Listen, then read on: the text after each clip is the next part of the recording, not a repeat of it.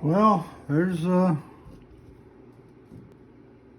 stop. I got a little bit more fine tuning to do to it. I'm going to take just a little bit more off of this side that way, just to tighten the gap up. Oh, and one more thing.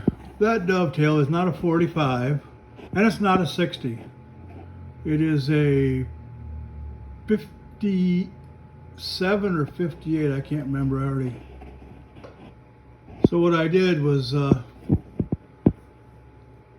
I jacked the end of it up 7.9 degrees, and that's what I ended up with.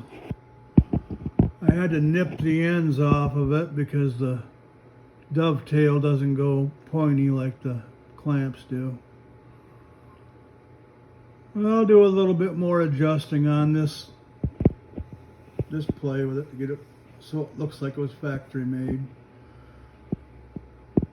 And I'll finish it up, clean the finish. Thanks for watching.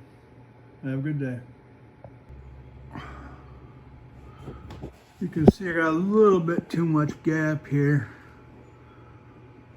Makes it pull offset just a little bit. I'd really like to tune that up. You know, I might even just leave it. I don't know. I mean, it doesn't make one bit of difference.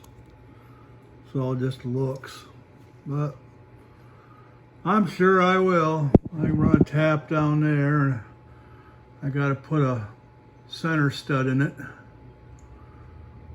And I'll roll the apron up, or the carriage up, cross slide up to the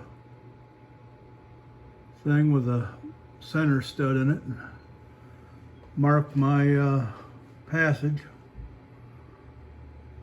And then she'll be done.